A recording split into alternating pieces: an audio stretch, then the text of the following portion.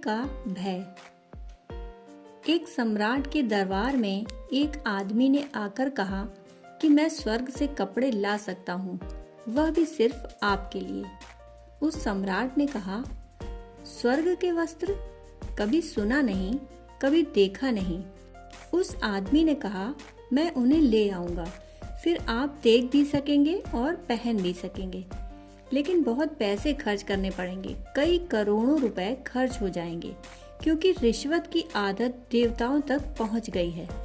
और यहाँ तो 5 रुपए की रिश्वत चलती है, पर वहाँ करोड़ों रुपए से नीचे की बात ही नहीं होती, क्योंकि देवताओं का लोक है। सम्राट ने कहा, कोई बात नहीं, लेकिन धोखा देने की कोशिश मत करना। करोड़ों रुपए देंगे तुम्हें, लेकिन भागने की कोशिश मत करना, नहीं तो मुश्किल में पड़ जाओगे।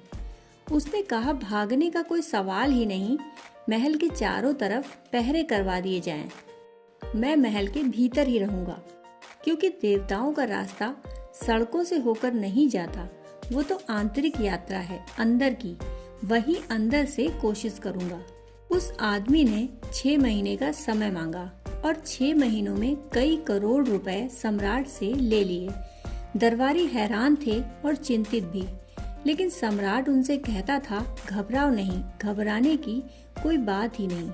वह महल से बाहर जाएगा कहाँ? 6 महीने पूरे होने पर पूरी राजधानी में हजारों लाखों लोग इकट्ठे हो गए देखने को। वह आदमी ठीक 12 बजे आया। फिर वह आदमी एक बहुमूल्य पेटी लिए हुए महल के बाहर आ गया। अब तो कोई शक की बात न थी। वह आदमी और जुलूस महल पहुंचे।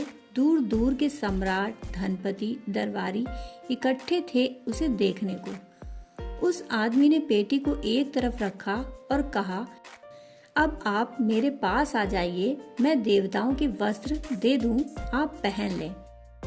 महाराज ने पगड़ी दी। उसने पगड़ी को उस पेटी में डाल दिया। वहां से खाली हाथ बाहर निकाला और कहा, महाराज ये पगड़ी दिखाई पड़ती है, हाथ में कुछ भी न था। महाराज ने गौर से देखा और उस वक्त आदमी ने कहा, ख्याल रहे, देवताओं ने चलते वक्त मुझसे कहा था कि ये पगड़ी और कपड़े सिर्फ उसी को दिखाई पड़ेंगे जो कि अपने बाप से पैदा हुआ हो। उस सम्राट ने यह सुनते ही कहा, हाँ हाँ दिखाई पड़ते हैं, क्यों दिखाई नहीं पड़ेंगे? बड़ी सुंदर पगड़ी है, ऐसी सुंदर पगड़ी ना तो कहीं देखी है, ना ही कहीं सुनी। दरबारियों ने सुना, किसी को भी पगड़ी दिखाई नहीं पड़ती, होती तो दिखाई पड़ती। लेकिन दरबारियों ने देखा, इस वक्त यह कहना कि नहीं दिखाई पड़ती व्यर्थ ही है। क्यों अपने मरे हुए बाप पर शक पैदा करवाना? हमें इससे क्या फायदा?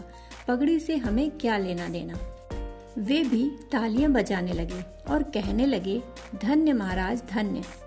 पृथ्वी पर ऐसा अवसर कभी नहीं आया, ऐसी पगड़ी कभी देखी ही नहीं गई। एक एक आदमी अपने मन में सोच रहा था कि बड़ी गड़बड़ बात है, लेकिन उन्होंने देखा कि सारे लोग कहते हैं कि पगड़ी है, तो उन्होंने सोचा कि शायद हमें ही न दिख रही हो। लेकिन यह कहने की किसी की हिम्मत न हुई। अपने भीतर जान लिया वो ठीक है, अपना राज अपने घर में ही रखा। जब सारे लोग कहते हैं तो ठीक ही कहते होंगे। जिसको जितना डर लगा वह लाइन में और आगे आकर कहने लगा, वाह महाराज, धन्य है, क्योंकि उन्हें लगा कि पास के लोगों को कहीं शक न हो।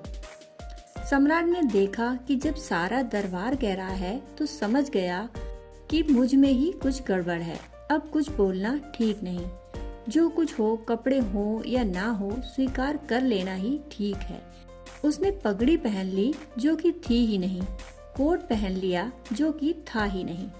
एक एक वस्त्र उसका छिनने लगा, वो नग्न हो गया। आखिरी वक्त रह गया तो वह घबराने लगा। यह तो बड़ी मुश्किल बात है, कहीं कपड़े मालूम नहीं होते, बस एक अंग वस्त्र रह गया। अब यह भी जाता है। और उस आदमी ने कहा, यह लीजिए महाराज, अब ये देवताओं का अंग वस्त्र पहनिए और इसको निकालिए। अब जरा वो घबराया।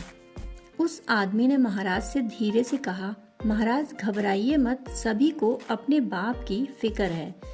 जल्दी कीजिए नहीं तो झंझट हो जाएगी। और दरबारी तो नाच रहे थे खुशी से कि धन्य हो महाराज, जबकि एक एक आदमी को राजा नग्न दिखाई पड़ रहा था। लेकिन अब कोई उपाय नहीं। रानी भी देख रही हैं कि राजा नग्न हैं, लेकिन कुछ कह नहीं सकते। वह भी तालियां पीट रही हैं कि महाराज इतने सुंदर आप कभी दिखाई नहीं पड़े। और तब उस आदमी ने कहा, महाराज देवताओं ने मुझसे कहा था कि जब यह वस्त्र महाराज पहन लें तो उनकी शोभा यात्रा निकाली जानी चाहिए। राजधानी में लोग आपकी प्रतीक्षा कर रहे हैं। रास्ते के किनारों पर हजारों लाखों लोग खड़े हैं। वे कहते हैं हम महाराज के दर्शन करेंगे। रथ तैयार है, आप कृपा करके सवार हो जाएं।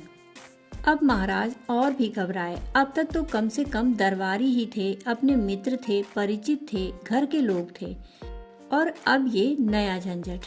उस आदमी ने राजा के कान में कहा, घबराइए मत, आपके रथ के पहले ही एक डुगडुगी पिटती चलेगी और खबर की जाएगी कि ये वस्त्र उसी को दिखाई पड़ेंगे जो अपने ही बाप से पैदा हुए हैं। जैसे ये भीतर के आदमी हैं, वैसे ही बाहर के आदमी हैं। सब तरफ एक से बढ़कर एक बेवकूफ हैं। आप घबराइए मत, और अगर आपने इनकार किया कि मैं बाहर नहीं जाता हूँ तो लोगों को आपके पिता पर शक हो जाएगा। राजा ने कहा, चलो भाई, एक बार आदमी झंझट में पड़ जाए तो कहाँ निकले यह बताना मुश्किल है। जो आदमी झुंड में पहले ही कदम पर रुक जाए वह रुक सकता है, बच सकता है। जो 10-5 कदम आगे चल जाए उसके लिए मुश्किल हो जाती है। लौटना भी मुश्किल, आगे जाना भी मुश्किल। उस बेचारे गरीब सम्राट को जाकर रथ पर खड़ा होना पड़ा। उसके सामने ही डुगडुगी पिटने लगी कि ये वस्त्र महाराज के सुंदर वस्त्र देवताओं के वस्त्र हैं। ये वस्त्र उन्हीं को दिखाई पड़ेंगे जो अपने ही पिता से पैदा हुए हों। और सबको वस्त्र दिखाई पड़ने लगे। एकदम प्रशंसा होने लगी। गांव में खबर तो पहले ही पहुंच गई थी। ये सब लोग तैयार होकर आए थे कि अपने पिता की रक्षा करनी है और वस्त्र भी देखने थे। वस्त्र तो दिखाई नहीं पड़ते थे, राजा ही दिखते थे। लेकिन सारा जनसमूह कहने लगा कि ऐसे सुंदर वस्त्र सपने में भी कहीं नहीं देखे। लेकिन कुछ छोटे बच्चे अपने पिता के कंधों पर चढ़कर आ गए थे। वो अपने पिता से कहने लगे, पिताजी, राजा तो नंगा है। उनके पिताजी ने कहा, चुप नासमझ, अभी तेरा ज्ञान कम है, अभी तेरी उम्र कम है। ये बातें अनुभव से आती हैं, बड़ी गहरी बातें हैं। जब मेरी उम्र का हो जाएगा तब अनुभव मिल जाएगा, तब तुझे वस्त्र दिखाई पड़ने लगेंगे। ये बड़े अनुभव से दिखाई पड़ते हैं।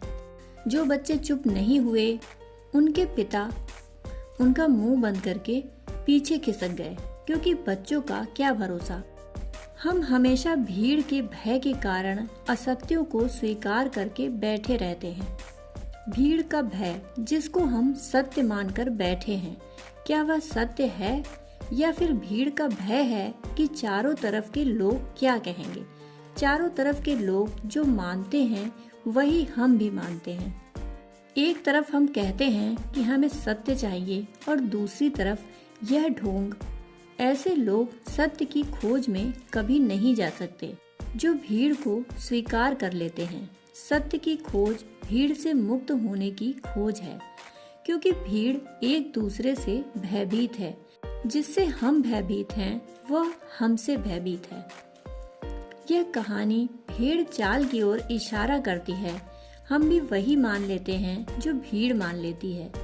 हमें चाहिए कि हम गलत चीजों के प्रति जागें, भीड़ चाल में शामिल होना बंद करें। दोस्तों, कहानी सुनने के लिए आपका बहुत बहुत आभार।